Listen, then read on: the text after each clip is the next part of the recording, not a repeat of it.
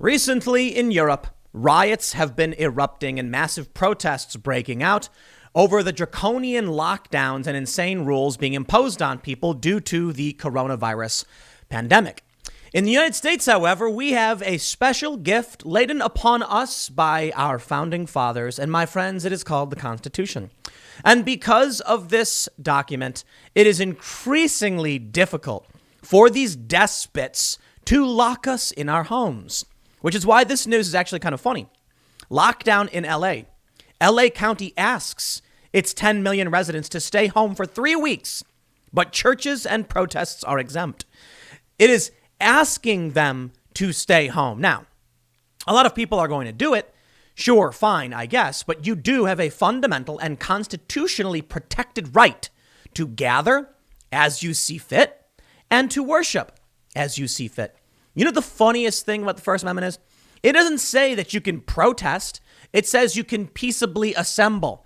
It doesn't say why. Me and my friends want to peaceably assemble for a party where we all get drunk and eat pizza. Yup, constitutionally protected. Now, I don't drink, and no, I'm not having a party where I'm going to drink or eat pizza, but you get the point.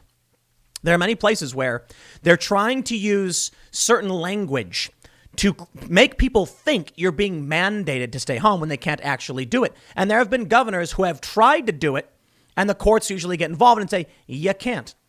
The biggest setback to many of these draconian, authoritarian governors and mayors or whatever is the Constitution. So I am eternally grateful that we have one. But we do have another update outside of this lockdown for 10 million residents. We got a fact check over here. The other day I covered a story. Johns Hopkins University ran a story saying that they were exaggerating COVID deaths and in fact reducing the number of heart disease deaths and counting them as COVID deaths, potentially. That story got deleted. And now we have this weird fact check. This is really funny. Check this out. They say COVID-19 deaths not overblown, Johns Hopkins student paper not censored. And then they actually get a quote from the people who wrote it saying, we got censored. Our story is sound. Our research is sound. That's right. Johns Hopkins University ran a study where a researcher compared the amount of deaths from the previous years to this year and found that the only difference, because the average deaths have stayed the same, is that heart disease deaths are down and COVID deaths are up. And there's a simple explanation for it. I mentioned this in the segment I did yesterday, just so that we're clear. If someone has heart disease and they might die in 6 weeks, COVID might kill them in a few days. So it becomes a COVID death, not a heart disease death. But you get the point. What they argue is even if that's the case, and they bring this up, then we're not seeing a substantial increase in the number of people dying. We are seeing people die sooner, but these are many people who are facing death anyway, like they were on death's door. So let's read what's going on in Los Angeles with a lockdown of 10 million people. And then I'll read you the quote from these people because, look, I think the other story with the COVID deaths being exaggerated is more important. But I want to show you what they're doing in the name of what appears to be faulty research. Well, let's read. Daily Mail says, LA County announced a new stay-home order Friday as coronavirus cases surged out of control in the nation's most populous county, banning most gatherings but stopping short of a full shutdown on retail stores and other non-essential businesses. The 3-week order takes effect Monday and advises residents to stay home as much as possible and to wear a face covering when they go out. It bans people from gathering with others who aren't in their households, whether publicly or privately. However, exceptions are made for church services and protests, which are constitutionally protected rights, the County Department of Public Health said in a statement. Bravo, good founding fathers. My friends, how about y'all go worship? Whatever you want. My friends have decided to worship Sam Adams and Stella Artois or whatever. I don't know. I don't know if those are good beers. I don't really drink beer. I've got some IPA stuff for the guests, homebrew or whatever they're called. I don't know. Small batch, whatever it is the hipsters are drinking. Anyway, the point is, I disagree with that statement. Churches and protests? No. It says peaceably assemble, period. Peaceably assemble. It doesn't say why. It says you can do it. Anyway, it came as the county of 10 million residents confirmed 24 new deaths and 4,544 new confirmed cases of COVID-19. The county had set a threshold for issuing the stay-home order, an average of 4,500 cases a day over a 5-day period, but hadn't expected to reach that level until next month. However, the 5-day average of new cases reported Friday was 4,751. Quote, "We know we are asking a lot from so many who have been sacrificing for months on end. Acting with collective urgency right now is essential if we want to put a stop to this surge." No, I think what they're trying to do is extract wealth from the poor to give to the rich. It is the greatest transfer of wealth, and everything they're doing guarantees that. Even a massive stimulus devalues the currency that, listen, if you have millions of dollars and they devalue your currency, you're fine. You can still keep investing. Power attracts power. That's why I've often talked about why I'm in favor of a progressive tax system with larger brackets. However, the problem there is, while we want to constrain an imbalance of power, I don't want to give more power to the government because that defeats the purpose. So therein lies the greater challenge, which is why I'm typically just a centrist, mixed economy, I guess. Anyway, the point is, if they issue a stimulus, it devalues the money because you're not putting it, so to put it this way, printing money in exchange for nothing with no value basically just devalues currency. And so that means people who have savings and people who are broke are going to be losing out on their labor and resources to people who are not producing anything. And I get it. Most people, a lot of people, I shouldn't say most, but a lot of people have lost their jobs and are on the verge of eviction and are suffering. But this means that if you're wealthy, you're probably going to be fine. In fact, when these people are desperate and poor, you buy up their properties when they get evicted, you take their buildings, all that stuff. Now, when they do the vaccine, they're saying the government's going to pay for it. That just means we all pay for it out of the labor pool. Once again, all of that is going to go to big pharmaceutical companies. Bling, bling. Those CEOs are going to make a fat stack, right? And then when people are broke and have no jobs and everything's shut down, the money all goes to Target, Walmart, etc., the stores that are allowed to stay open. They say indoor retail businesses, which make much of their profits during the Thanksgiving and Christmas holiday seasons, are allowed to remain open, but with just 20% of capacity, including nail salons and other personal care services. Restaurants in the county already were recently barred from in-person dining. They can still offer pickup, delivery, and takeout services. Beaches, trails, and parks will remain open with safety requirements. The order, which runs through December 20th, is more modest than a statewide closure order issued by Governor Gavin Newsom in mid-March. That order closed schools and most businesses and severely restricted movement except for essential workers or to perform essential chores such as buying groceries or picking up medications. Daily case numbers in California are going up, yada, yada. Listen, okay. We're hearing about all this stuff. We're hearing about the lockdowns. I am going to show you the definitive fact check from Lead Stories. And Lead Stories, my friends, is actually just partisan garbage. Like, if someone wrote an article and saying, Donald Trump didn't lose the election, Lead Stories would be like, actually, Donald Trump did lose the election. And then you'd be like, well, the election in what capacity? Like, the Electoral College hasn't voted yet. There's a really funny story. Candace Owens just tweeted this out. She said that she made a tweet saying Joe Biden is literally and legally not president-elect. And she got fact-checked on Facebook. So she got lawyers involved. And then it was PolitiFact, I believe, retracted saying, no, okay, it's true. Joe Biden is not legally or literally president-elect. Isn't that funny? You had to get a lawyer involved because they were lying.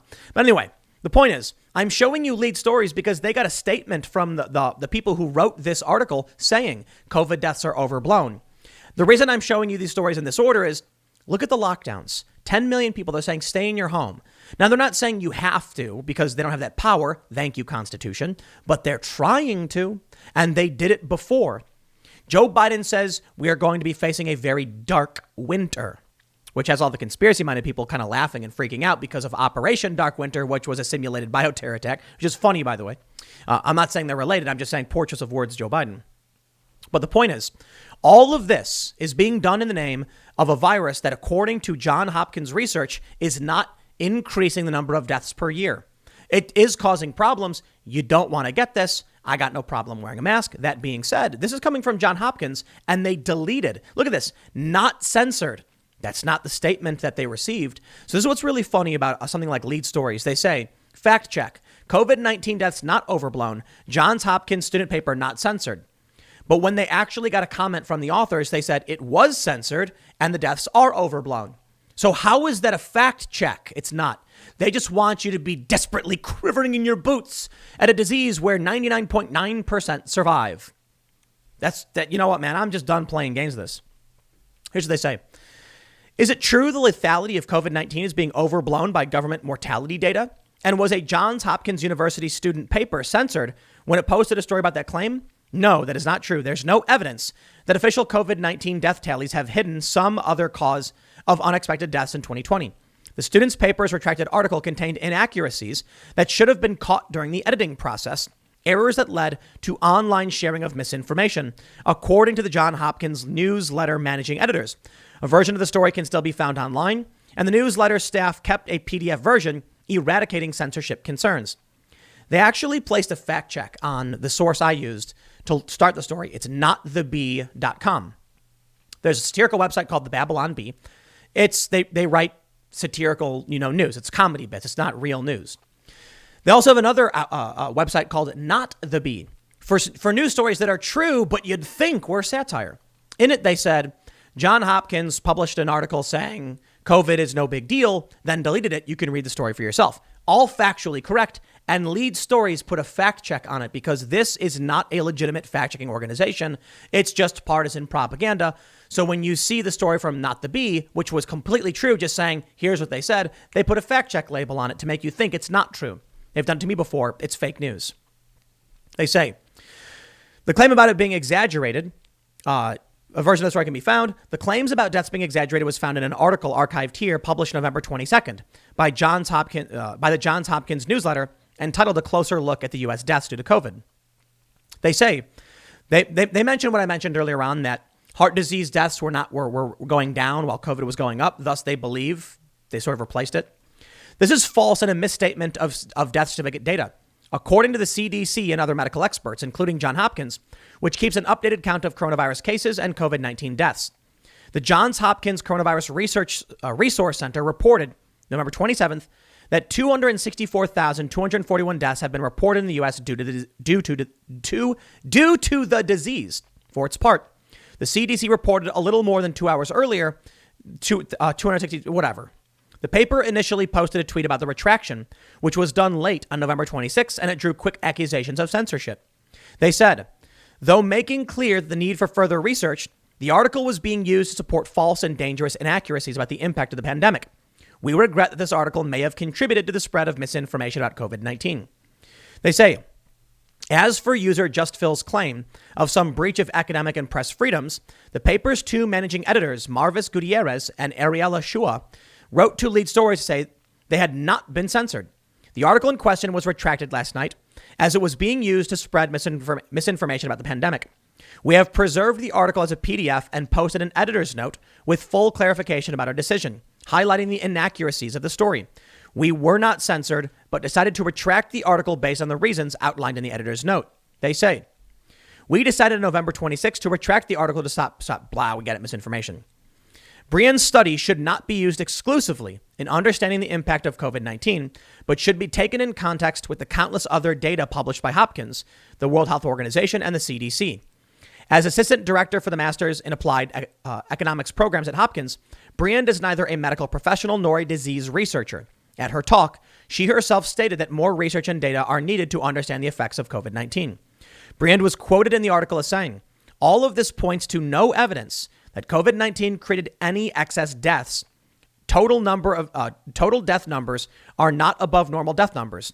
This claim is incorrect and does not take into account the spike in raw death count from all causes compared to previous years. According to the CDC, there have been almost 300,000 excess deaths due to COVID-19. Additionally, Briand presented data of total U.S. deaths in comparison to COVID-19 related deaths as a proportion percentage, which trivializes the repercussions of the pandemic. This evidence does not disprove the severity of COVID-19. An increase in excess deaths is okay, you get the point. Here's the point I'm trying to say. Any dissenting opinion, any data, any research that challenges the narrative will be retracted, taken down. Whether it's true or not isn't the point. The point is they aren't even retracting when they make mistakes. The articles about why you shouldn't wear masks still exist. Yeah. Earlier this year, they said not to wear masks. Fauci said not to wear masks. They don't retract any of that stuff. But if you come out and say, hey, we checked the total death numbers, they're the same. Nope. Must be retracted. And that's what I've been saying time and time again. For whatever reason, they retract these articles. They don't allow us to talk about it. The only direction we can go is negative, meaning more and more people will keep freaking out, will keep screaming, and keep thinking the end is nigh, even if data suggests it may not be the case. That's not rational or reasonable. They say, lead stories called a university spokesperson. The author, Yanni Gu, getting her neuroscience and German majors at the Baltimore-based university, wrote a response on LinkedIn saying, today, on November 27th, the newsletter officially posted their reason for retracting the article, stating inaccuracies in the analysis. I am frustrated at the explanation, and I think it is disrespectful to Dr. Briand's hard work, putting data together and doing an honest analysis. If her analysis was to be contradicted, then at least an equal level analysis should be done to provide more data and thus a new conclusion. Dr. Briand and her work deserve such respect. I have received many messages asking the reason for taking the article down, and so I would like to officially express my opinions here. I even got emails saying that thanks to me, people now will not be wearing masks or practicing social distancing. They called me a COVID denier and a minimizer.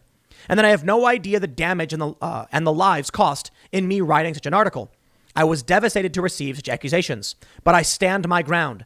The goal is never to undermine the effects of COVID, but to suggest a possible over-exaggeration in death numbers due to the pandemic.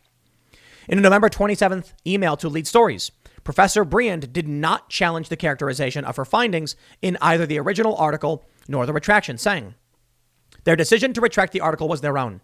Yanni Gu did an excellent job, I'm assuming job, at reporting the content of the presentation. The full presentation is available at COVID-19 Deaths, a look at US data, YouTube. I explained during the presentation where I found and downloaded the data from, so anyone can easily replicate my analysis. They then go on to say, it's misinformation, even though the author says, no, I'm standing my ground. And even though the professor herself, I believe it's a woman, said, you can go look at the data yourself and compare it. This is a problem. And I think COVID has become overtly political. Now, I think we should recognize COVID is a serious thing. Okay. Look, the people who are trying to claim it doesn't exist, it clearly does. We've seen legitimate problems caused by it. And I think the real issue is that many people don't know anybody affected by it because we're not talking about, 1 in 3 having it. We're talking about, I think, like 1 in 10 or actually, I'm sorry, like 1 in 30. I actually know people, good personal friends, people I hang out with every day who have family who went to the hospital recently. Like we were going through this, like talking on the phone, they're in the hospital, they're going through the symptoms and all that stuff. But there also have been really shoddy bits of reporting. Here's what happens. Bad reporting comes out and they say, as long as it scares people, then you get reporting like this, whether it's good or not, and they take it down and claim it's fake news. So the only information anyone gets is the sky is falling and the end is nigh. And then no one takes a reasonable approach to how we actually deal with this. We know the World Health Organization said lockdowns are a last resort. So why is California doing another lockdown? It absolutely makes no sense. 10 million people. Look, I'll say it, man. I just think earlier in the year, we had a serious spike of a novel virus, coronavirus, and it led to a lot of people dying. It led to lingering health effects, and we locked down and we slowed the spread. But they never released the lockdown completely. Many states remained partially locked down to varying degrees, and now we're just locking down again. Now what's happening is we're getting a massive increase in cases and not deaths. So they say, oh, it's because therapeutics are working better. Look, when research like this comes out and says that people who, the number of heart disease deaths are way down and COVID deaths are way up. And also we're finding that instances of the flu have gone way down, but COVID's gone way up. People are going to start asking questions. And if we don't have an opportunity to have real conversations about this, then you're not going to be able to actually solve any of these problems. But let me put it simply. I believe the lockdowns are a huge mistake. I believe that we should be carrying on as normal and just protecting the vulnerable as we normally do. This, the COVID death rate, I believe, is like double the flu. So it is pretty bad. Flu is already really bad. Flu already kills a ton of people. And that's why we do flu shots. And it's why we take precautions during flu season. COVID is twice as bad. So it makes sense that we would take precautions. It doesn't make sense that we would destroy the entire economy of our country over something like this. It's just not the way to deal with it. And it doesn't matter what I or anyone else says, because look, I can get banned from YouTube for talking about this stuff. And I say it every time, but it's true. You see how they do these fact checks. They don't want people to say this because they're scared they'll be held responsible. When videos like mine come out where I say things like this, the media says, see, it's YouTube's fault. YouTube's spreading misinformation.